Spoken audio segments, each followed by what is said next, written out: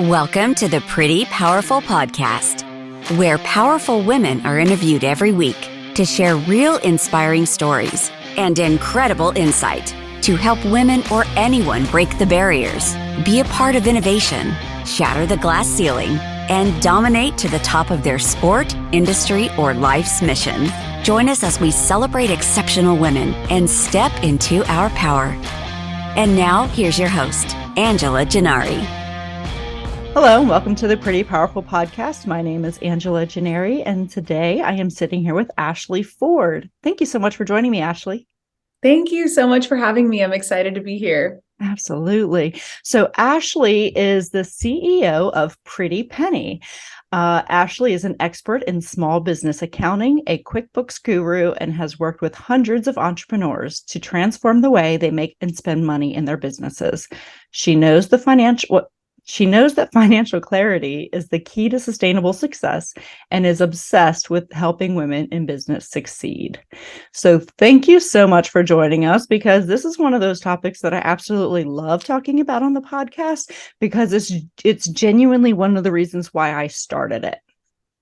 Ooh, So I love to hear that. And I love talking about it too. So I'm glad we're in that boat, and hopefully we're not scaring anybody away with the money talk. Well, and and I'll tell you why, because one of my frustrations in, being, what I consider like a suburban mom in the mom circles is that there's so many taboo topics, right? Like I call it the bus stop crew. Like when my son was little and I would still walk him to the bus stop crew would talk about teachers and grades and sports and husbands and like nothing that related to business or, financial, or stock markets or politics or anything like that. Like there's a whole like taboo collection of things that women just don't talk about in like what I call the mom circles, right? Yeah. And so I really started the podcast because I thought women need a great safe place to talk about things like success and business and finance and all of those things that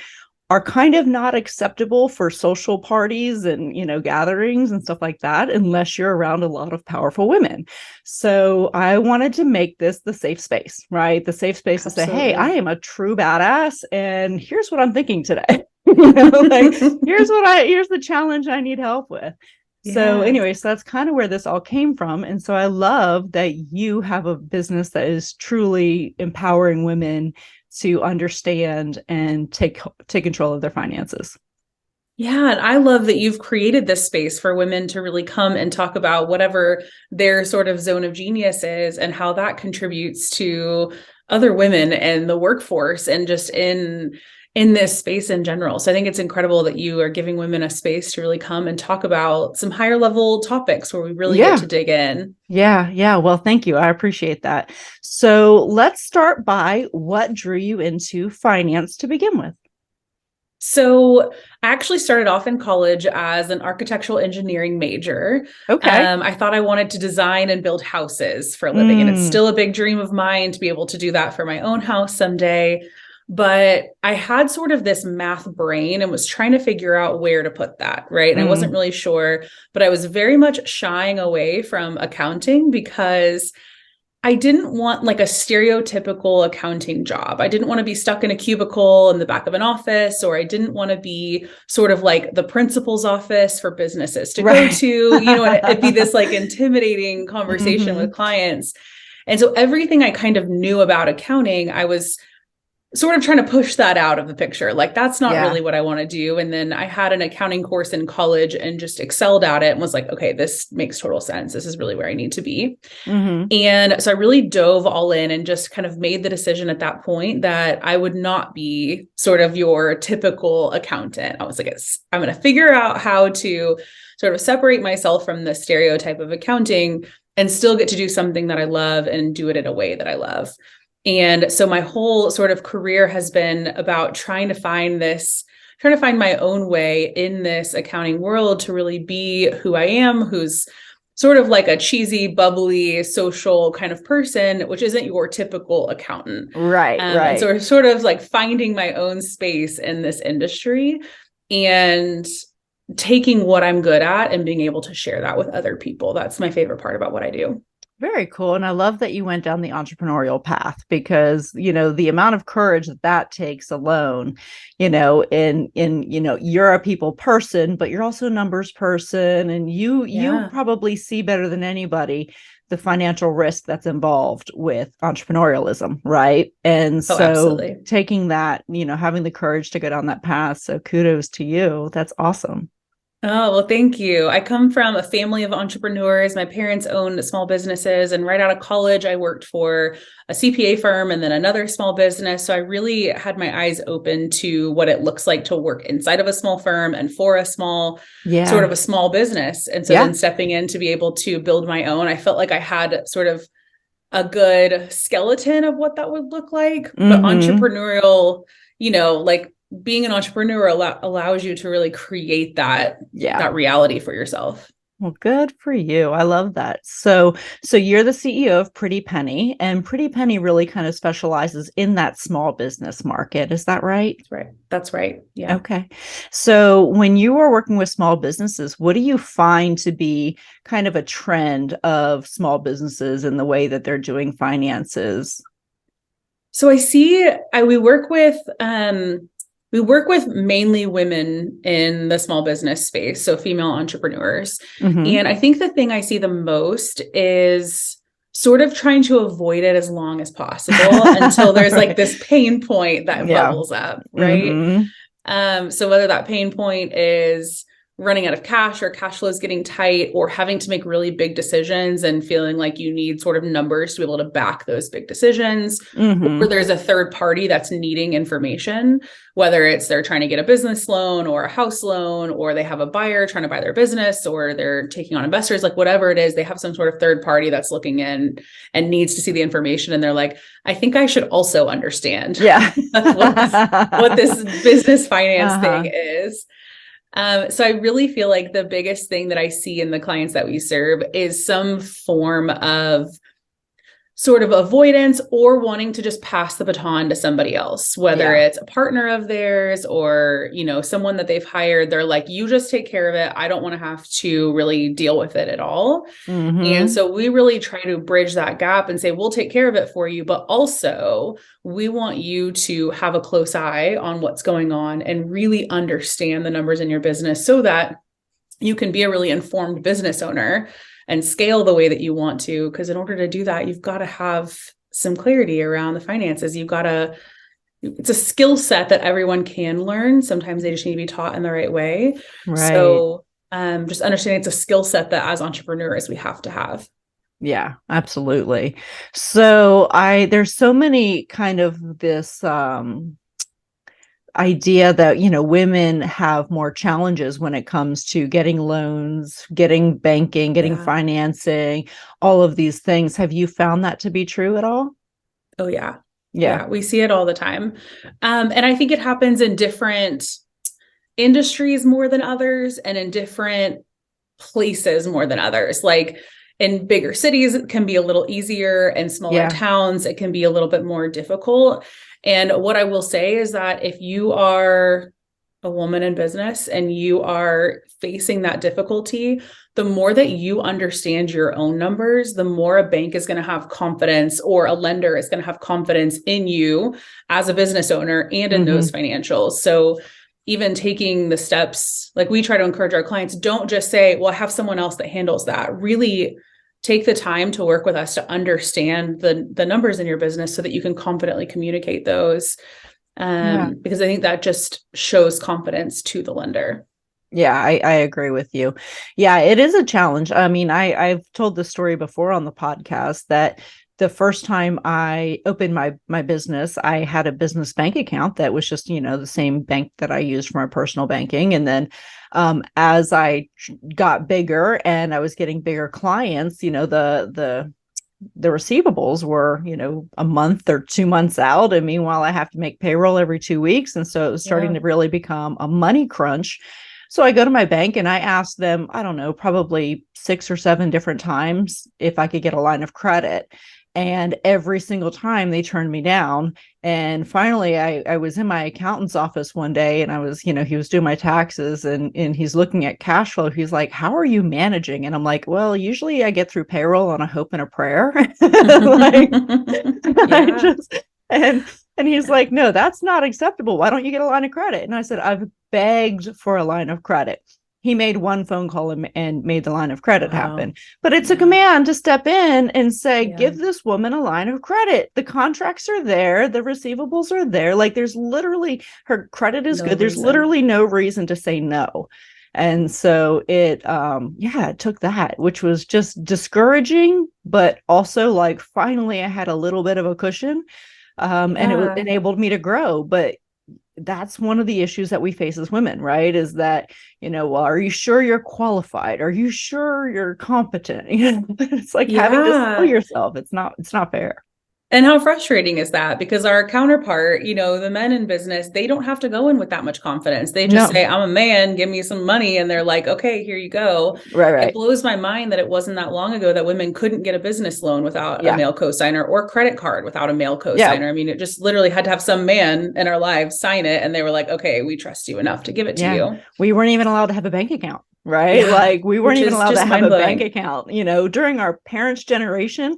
There were women who could not have a bank account, unless they had a male cosigner on their bank account. It's just crazy. But I think it was until the 90s and early 2000s that you couldn't have any sort of business loan, line of credit, business credit card without a male signing on there, which is, it feels like we should have come so far past that, but it definitely is still lingering. Yeah, for sure. So let's dive into QuickBooks. And because I know a lot of small businesses still use QuickBooks, we still use QuickBooks. And, for me, I love the simplicity of it.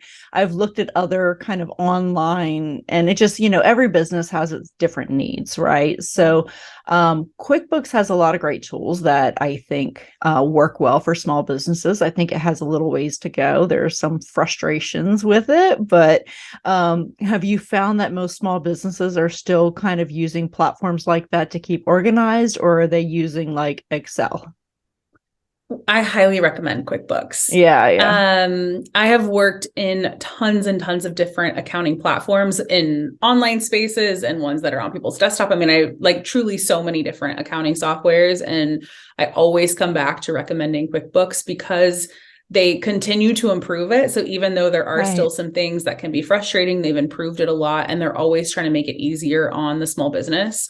And I think when it's in the early stages, sort of when a business is just getting started, sometimes Excel or tracking it on some sheet like that can be the default, which I think is great if you're tracking it at all. So I never want to turn people off from doing something.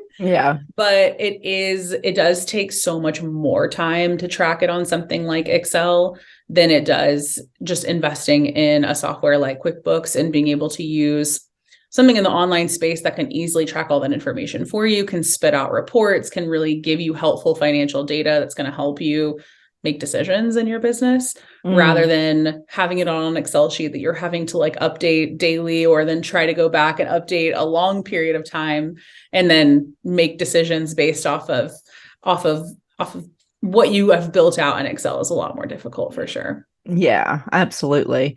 So as somebody who specializes in finance for small businesses, what would be like 3 things that you would tell entrepreneurs as they're starting a new business for, when it comes to managing finances?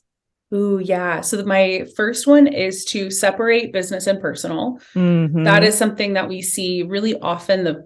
The further you get in your business with your business and personal finances combined, the more difficult it becomes to separate it out. And it really starts to affect the cash flow on your personal side and or on the business side. If you have everything kind of in one account or on one credit card, it's really hard to see like how much of this is really for personal, how much of this is for business. And as those expenses get higher, it becomes increasingly difficult to really tell those things apart. And it's also, if you have an LLC, if you've registered for an LLC in your state, it's required to separate your business from your personal. So for a lot of different reasons, I really suggest that from like as early as you can in your business to separate all of your finances. And the second part is to really have some way of tracking your income and expenses. So we just talked about QuickBooks. That's what I recommend. But having some form of some platform where you're actually going in and consistently tracking your income and expenses. And then the last part is just to remember that business is a marathon. Like, we're in this for the long haul. And you don't have to know everything from the very beginning, but if you can consistently get better at it, if you can stay consistent with learning more about your business finances, consistent with tracking it, consistent with better understanding the money in your business, you're just going to be so much better off in the long run. The issues that I see a lot of times will spin from people not keeping that consistency, and they're trying to look at things every 6 months or just during tax season. That causes a lot of stress, a lot of time, a lot of headaches. The more we can avoid that, the better. Yeah, I agree with you. Well, and I think going back to the LLC thing, and I'm not an attorney and I'm not giving business advice, but I think that if you're not separating your personal and your business, it becomes harder to defend yourself in a lawsuit. Is that right? So yeah. Because at that point, like, the LLC is to protect you financially and to protect your assets. But if you're blending them, then you're kind of making personal assets part of your business, right? So yeah, that's what I've heard on, having to, when you have an LLC, it is really, really important to keep those separate. Yeah, and you're exactly right. It's called piercing the corporate veil. And so whenever you have an LLC, you kind of build this veil or this wall between you and your business. They're really separated. But when you keep everything combined and there's a lot of stuff moving back and forth, if you can think of yourself, like, I always picture, like, in a courtroom, if you had an attorney on the other side and you were trying to say, no, well, we have one account that has everything in it. And you say, well, this expense is personal and this is business and this is personal and this is business. Their argument is going to be, it's all mixed together. We don't know what's business and what's personal. So we're going to take everything that's in there and have that be a part of the lawsuit. And that's what we don't want. We want it to be super clear cut. Like, this stuff is with the business, this stuff is with the personal. So then it's really obvious what they have access to in the lawsuit. Yeah, absolutely. So just one more way to protect ourselves, in case there is some kind of major issue. So yeah, good advice. So as we're going through and building businesses and we're getting bigger, what are your recommendations in terms of financing a business? What are the best ways for a small business to get financing, whether it's investors or banks or loans or fraction, what is it? What's the invoices? You know what I mean? When you factoring your invoices. Yeah. Yes. So, what are your recommendations as somebody in finance? So it totally depends on what the business's goal is and what type of industry you're in. So, for example, the last one you just kind of mentioned is factoring invoices. Right. If you are in a really invoice heavy sort of industry and you have these really large or a lot of small invoices that you're sending out, and your customers typically don't pay for maybe more than 30 days, like maybe your invoicing structure is where you send an invoice and they pay you in 90 days for whatever reason, that's when factoring can really come into play, because you're going to get paid on those invoices a lot quicker. But that doesn't necessarily work for all industries or just all businesses. So it really depends on sort of what your goals are. Getting money in, like, sort of infused into your business, whether that's from investors or from a bank or just from any sort of third party, is a way to grow faster. So a lot of times we can grow based on the revenue that you have sort of building into the business. It's just going to take you longer to get to where you want to go. But we have to make sure that if you're going to sort of infuse that money into your business and you're ready to grow pretty quickly, that you have the systems and people in place that can support that growth. Right. A lot of times people go into, I just need more cash and that will get me closer to my goal. But we can get ourselves sort of upside down if our business isn't set up to really support the growth that we're using that cash for. Yeah. So there's just so many different factors, I think, that go into it. And it really depends on who the business owner is, what their goals are, and how quickly they're wanting to get there. I mentioned earlier that entrepreneurship, I really see it as more of like a marathon than a sprint. And I think a lot of times people get into business and want quick cash. They're like, right, I just have this business idea. I want to make cash as quickly as I can. And those people are funny. Yeah. And I get it, right? Like, what don't we all sort of want that to an extent? But the truly successful businesses are the ones who are really in it for the long haul. They're looking much further down the road, and they're setting themselves up for success as they go, and really strategically infusing money into the business where it makes sense and where they know they'll be able to pay that back. Well, and I think we see that a lot with these tech companies, right? Like they go and get like a $300,000, fundraising round, and they hire like, I don't know, 10 times more employees than they actually need. Yep. Meanwhile, their actual infrastructure is not really set up for the growth that they need. They just have a whole bunch of employees and they don't know what to do. Awesome culture. They've got like coffee and babysitting and gyms and all this stuff and nothing to do because they don't have the infrastructure to support it. Yeah. And I've seen, and then on the flip side of that, I've seen companies that kind of succeed themselves into bankruptcy, right? Like you're growing so fast. And all of a sudden you're like, oh crap, I don't have enough cash flow to continue. Right. And like, we were almost in that situation. We were almost in the situation where we had great revenue, but all the revenue that we had was on such a long invoice timeline that we're having to pay payroll and not getting these invoices paid. And so we actually had to change our whole billing structure. And as a small business, hopefully you have clients who understand that, because we went from a 30-day net to a 15. And we just explained it like, look, we're a small business, and those 30 days, I can't afford to finance your receivables. And so that's what you're doing, really, is it's costing me X amount of dollars in line of credit to finance that money for them. And that's essentially what you're doing as a small business. And so you really have to get on the same page, whether it's payment up front or partial payment up front or whatever that's going to take to generate cash flow in your business.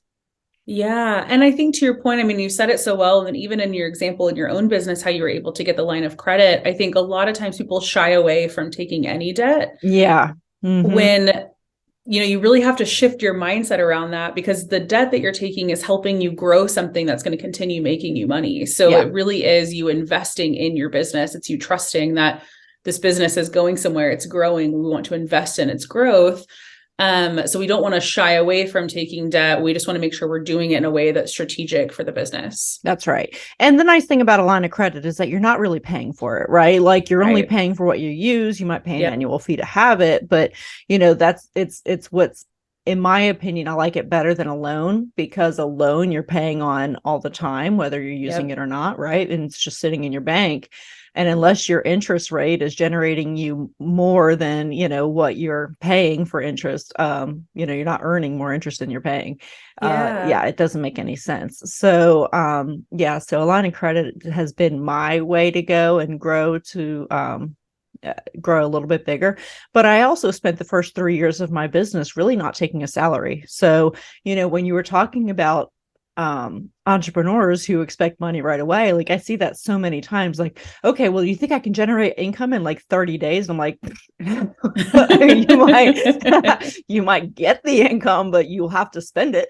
Like it's not going to be, pocket money. This is not money you get to go and spend. You're reinvesting back into your business for a good while, until you're really at a stage where you can pay yourself a reasonable income. I was paying myself like $24,000 a year for the first 3 years, and I could only afford at one point 2 years in like a part-time office manager, and like just you have to be really, really careful. And most of it was because I couldn't get investors, and I couldn't get bank loans, and I couldn't, get a line of credit. And so it was, I'd get $10 in and put $10 back into the business. It's like none of that went into my pocket, right? So so you have to be kind of scrappy if you want to, grow your business. But you're right, it's totally a marathon. It's a marathon, and you have to really be ready for that, and financially prepared for the hit that you're going to take personally in growing your business in a smart and reasonable way. Yeah. And just dedicated for those sacrifices. It's not always going to be easy. Yeah. Yeah. But, I love that TikTok has convinced everybody that they can make, six figures in 48 hours doing these random online things. It's hysterical. And I'm like, well, nobody tells you how long it took them to do that, but they're making a lot of money off of that video you just watched. There's a lot. Yeah. I think there's a lot of work that goes in behind the scenes that people don't see. So then it's a little deceiving when you see something that's like, oh, I just made this overnight, when really they've likely been working on that for a while, years probably, to really get to the point that they're at. Yeah. Yeah. But I wish, for me, I want people to come out and talk about how real life is, real business, real finance, real struggle in business, because I think I read a quote today and I absolutely love it. And it's something like, if you want to celebrate full victory, put full effort into it, because that's where the real reward is at the end of it, is putting the full effort in and then receiving the full victory, because it means so much more. Yeah. I love that. And I don't think I've ever met an entrepreneur who hasn't grown personally while building their business. You have to learn so many different things that you never thought you would have to learn. And you really have to become such a good problem solver and really have a tough exterior. And a lot of people, you grow, right? Like you grow personally through the process. And so I think the success is in that growth. It's in that process. Absolutely. And I think it makes you a better entrepreneur, right? Like when you're bootstrapping and figuring it out and having to be creative financially, and you're having to really kind of make the pieces work in the puzzle, versus getting an influx of cash and you have like, oh great, I have all this cash now, I got to figure out how to spend it. Like that leads to a different type of entrepreneur, right? Like that's not the most responsible entrepreneur, perhaps. Like the entrepreneur is like, oh, I got to go spend $300 million. What can I do? I can add a Ferris wheel into our office, like just so silly. Yes. Yes. And I think that the habits that people build and the structures that people build when you are being scrappy and when you're bootstrapping it, and the financial tools, truthfully, that you build when you're being scrappy are what help you when you have a lot of money. That's because you're able to manage it well and continue growing, and not just feel like, well, now we got all this money, let's buy a Ferris wheel. You're like, let's take this and invest it in a way that's going to help us keep growing. Yep, exactly. Yeah, I've seen that so many times. And I have so much respect for people who bootstrap and build their business and then make something of themselves. It's a different type of entrepreneur when it's handed to you. I just don't think there's as much sustainability in that. But absolutely, that's my opinion. I'm sure the entrepreneurs who are taking VC money would disagree with me. But so what obstacles and challenges have you found as you're building your business? I think the biggest one for me has been really learning leadership skills and developing myself as a leader. I started my business before I was ever a manager of any teams or anything like that. So I had sort of trained people in old roles, but I'd never managed a team of people. So as I've started hiring and have a team of employees now, it's just been a total mindset shift of like developing a skill set that I didn't really have coming into entrepreneurship, which, is just like the roller coaster of entrepreneurship on its own, like developing skill sets that you don't realize you don't have it until you're jumping into that role. And you're like, wow, this is something where I'm really lacking. And so I think that's been a big obstacle for me, and like learning how to hire the right people, learning how to let people go if it's not working, learning how to train and build also we are completely virtual. So building a team and keeping them engaged in a virtual environment has really just been an interesting process and a skill set that I've had to develop. Wow, it's very cool. Yeah, I agree with you. When I first started my company, I had mostly had, I might have had a few employees in my other companies, but this one, we have a few hundred employees, and at no point did I ever think that we would have this many employees, and they all have, different things, right? Like I'm a single parent and I have, this, or I live here, there's just a million things that come up, and I'm like, I don't know that I'm equipped to manage all of this, right? And so because I'm a very hands-off, like don't like to micromanage. And when I do have to micromanage, I get really irritated about it because it's like I I have a could whole not agree company with to you more. run. Yeah. Yeah, so I'm not the best manager. So I've stepped out of that role for the most part in my company because I know it's not my strong suit. So Yeah, okay. but I mean, I am like the furthest thing from a micromanager. Yeah, And I've yeah. just found there are certain times that you do have to really step into that sort of role of micromanaging in a way that doesn't, in a way that keeps a good balance, a good culture. And so like really trying to balance all of that out it's a fine balance. It really is. And I think my personality type doesn't really lend to empathy a whole lot. And like I have this ENTJ personality type. And so like I'm a get it done, be efficient, be competent. And when somebody's like, I can't figure this out, I'm like, what do you mean you can't figure it out? Yeah. How do you not know this? So, I'm like, Google it. I mean, for God, why do you have to call me? Yep. So anyway. Google is our friend, like, yep. I'm like, hey, listen, if you're going to Yeah. ask me the same question, you can ask Google and you can find the same answer. I'm going to go. Yeah. Let's make sure we're asking Google first. Yeah. Right. Thank you. Thank you. Okay. So who inspires you? I pull on inspiration from all different kinds of business owners that I meet. I mean, one of my favorite things is just hearing stories from different business owners about how they got started, how they've overcome obstacles. But I'd said earlier, I grew up in a family of entrepreneurs. My mom has owned a few businesses and she owns 2 businesses now, 2 bakeries. And she has just been like a true inspiration through my whole business. She's had a lot of experience, so she's able to really coach me through experiences, but she also is just like, has so much faith in the process. She's always just like, go, her motto is like, just go do it. Just go figure it out. Like, don't hold yourself back. Don't overthink it. Don't, don't be the one that's holding you from getting closer to whatever your goals are. Just, you'll go figure it out. Just jump in head first. And so that has always been so inspiring to me because she's truly lived that. I mean, she's like always jumping into new challenges and just figuring it out as she goes. And awesome. So it's just been awesome to like have her in my court and kind of supporting me as I've built my business. That is so cool. I love that. And I love that it's your mom who's, who's doing that. That's so very cool. So, as women, we give our power away all the time, right? Like we might take criticism. We might, let somebody take credit for something that we did. So can you tell me about a time that you gave your power away and then another time that maybe you stepped into your power? I love this question.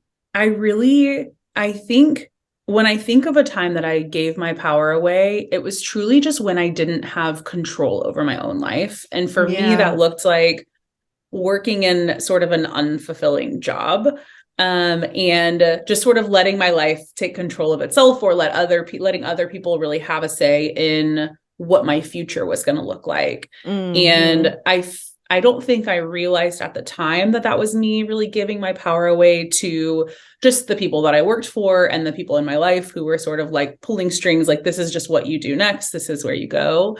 But I felt like I was sort of just letting my life happen. And when I really took control of that, for me, part of that was just starting my own business and really picking my own path.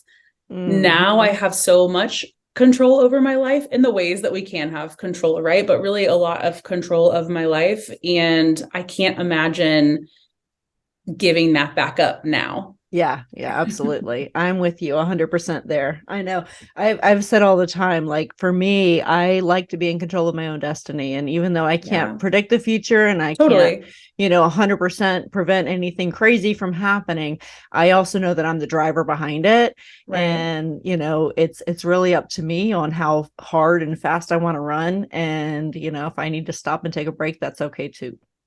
So. Yeah, because whenever I wasn't in the driver's seat, it wasn't leading to anything super fulfilling. So being able to now have, be in that driver's seat and have control over it. And something I see a lot just when it comes to finances is a lot of times women will sort of give their power to a partner or a male in their life to handle the finances in their business, the finances in their life. And I truly feel like even if you still have someone else that maybe handles the day-to-day for you, whenever you can really regain power of what that's going to look like and build financial freedom for yourself, that in and of itself can give you more control over your life. It can give you more choice, I think, is really, when I say control, I mean, you have way more choice whenever you have built financial freedom for yourself and you don't have someone else that's really managing it all for you and kind of telling you what you can and can't do. Yeah, absolutely. And I would really, really encourage anyone to understand what the finances look like in your personal life, because that was,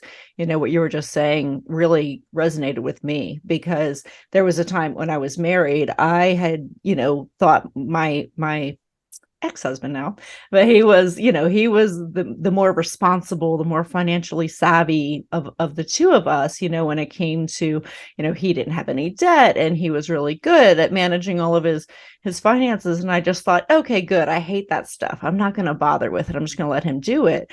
And then, a few years go by and we're getting a divorce, and I'm realizing that he's basically indicated that I didn't have an income for the past couple of years, even though I was 51% owner of our company and highly involved in every single day-to-day operation thing that we did. And it just made sense for him. And I don't think if there was any malice in it, but, she'll just be a dependent and, I'll get 100% of the income because we're an LLC and it's going to go, to me anyway. But I was just so furious, because what ended up happening is, if something were to happen to him, it looks like I have no credit. And so when we went to go apply for a mortgage, it looked like I didn't have any job or income or credit or anything. And so that was a huge learning opportunity for me, where I just said, never again will I trust 100% that somebody is going to be managing my best interest in any relationship, whether it's a business relationship, a marriage, whatever that is. So yeah, you have to know, you have to understand, where you stand financially. Because you just never know what's going to happen. And you don't want that to be the time when you have to go figure it all out and understand. If you can have a grasp on it, then you can be part of that decision-making, part of the process. And then you get to have that choice and control over what your path is going to look like. Yeah, exactly. Because it may have saved us a few bucks in taxes, but at the end of the day, for me personally, it was detrimental for me, in my financial, ability to get a loan or, apply for a mortgage or anything like that. And so, again, probably not done in malice, but looking back, it was a bad idea that, this was never discussed between the two of us. And, it could have led to some really bad things. So yeah. Anyway. And like you said, just a learning opportunity to know that going forward, I got to have eyes on, just so you can understand sort of what's happening. Yes, absolutely. So what advice would you give to 18-year-old you? I think this comes from my mom, but just to go for it, just to not stress over what the whole future is going to look like, not stress over what you're going to do for the rest of your life, because we really don't ever know what's going to happen. My mom, the business that she owns now, she started, I guess it's been 8 or 9 years now. And before that, lived a completely different life with different businesses. You just truly don't know how your life is going to evolve. And I think 18-year-old me was very set on what's the rest of this path going to look like? I have to make sure I'm doing every single thing to get me closer to whatever that's going to look like. And so now,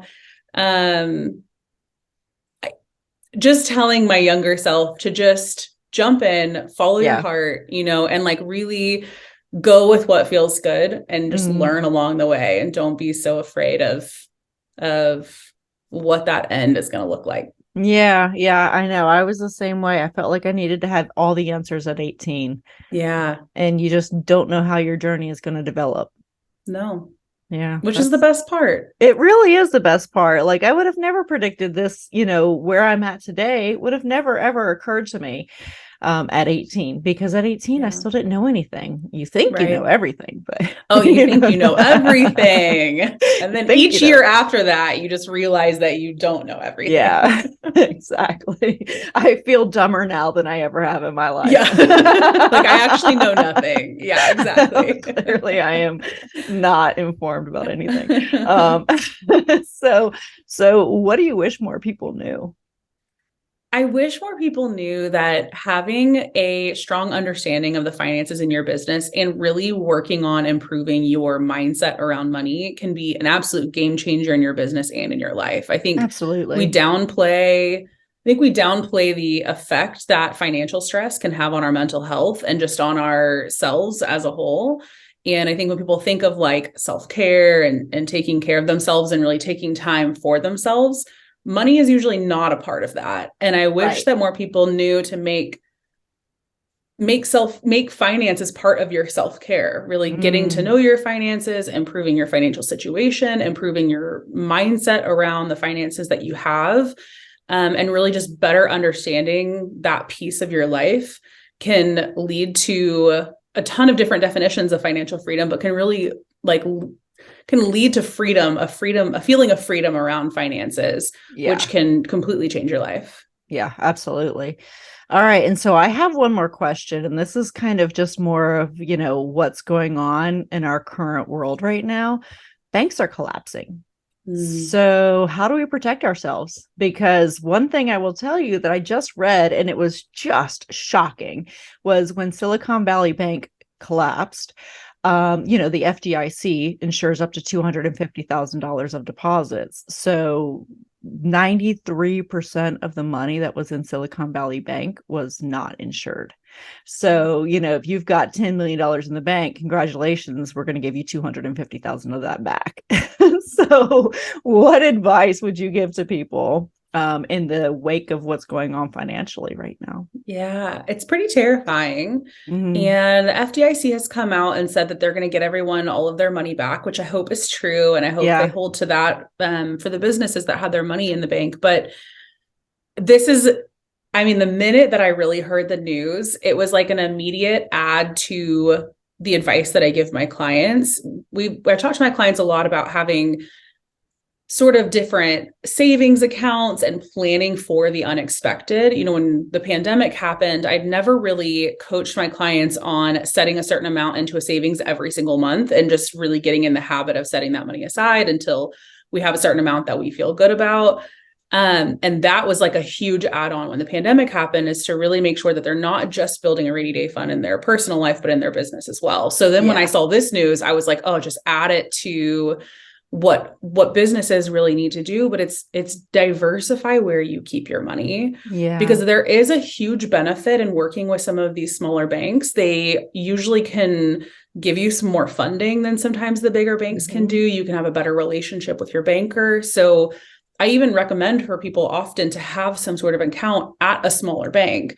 But what this has taught me is that we don't need to keep everything there, and for sure not over the FDIC insured limit, but to really diversify where you keep your money, which is smart from a banking perspective anyway, because then you have relationships with multiple banks. Right. So should you need a loan or a line of credit, you have multiple people that you can go ask where you keep your money. But it's really just diversifying where it's kept so that if something like this happens, even if those people get their money back from the FDIC, they still have to make payroll like today, like they still have to find the cash, because that can't just stop. We're not like, okay, everybody, we're just not going to pay you until we figure this out. Don't worry. The government will come and help us at some point, maybe at some point. Yes. Yes. No. So even just to have that fallback somewhere else where you have access to that cash, if something were to happen, I think has got to be like a necessity at this point. Yeah, I just transferred money, and I did the same thing. I was like, ooh, I better move a little bit of this because we need an emergency payroll. We want enough in our bank account to have an emergency payroll in a couple different banks, so that just in case, because I'm a big fan of small banks too, When I first started my business, I was with a big national bank, and that was the one I had the most challenges with getting a line of credit. And it was building. Now I am so grateful because I have a really, really good relationship with the branch manager at my bank. And so mine is a community bank. I can go in, I can talk with her, I can ask her how her kids are doing, and she asks about my son. And, it's like, that's the kind of business banking relationship you want. Yeah. But at the same time, that's also where you've got to also be careful about how much money is in there. Yeah.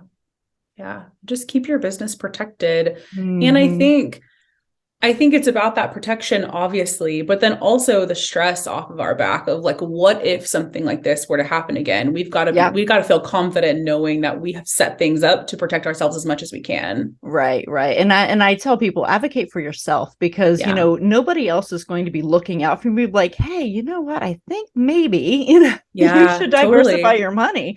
Like, we have got to be kind of Debbie Downers when it comes to what if scenarios, but like, I live by them. I live by the, I own a security company, so I kind of have to look at the worst case scenario in a many cases.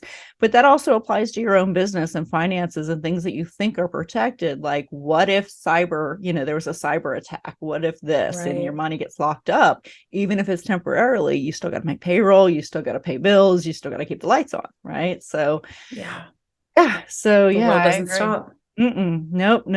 And hey, sorry, we got hacked is not an excuse. So no one else is going to care about that over here. But I totally agree. Just finding ways to protect yourself so that you can feel good, just in case worst case scenario happens. Even if you're not set forever, you at least have a plan to kind of get you by.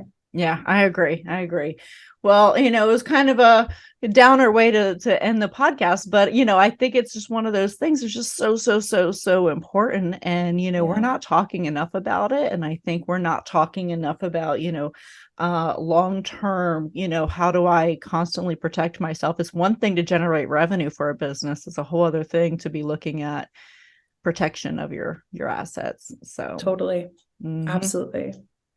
All right. Well, thank you so much, Ashley. This has been such a pleasure to talk to you. Amazing. Thank you so much for having me. I've really enjoyed it. Absolutely. So, again, this is Ashley Ford, and she's with Pretty Penny, and you can check her out on prettypowerfulpodcast.com. And we look forward to seeing you next time. Have an amazing day. Thank you for joining our guests on the Pretty Powerful Podcast. And we hope you've gained new insight and learned from exceptional women. Remember to subscribe or check out this and all episodes on prettypowerfulpodcast.com. Visit us next time, and until then, step into your own power.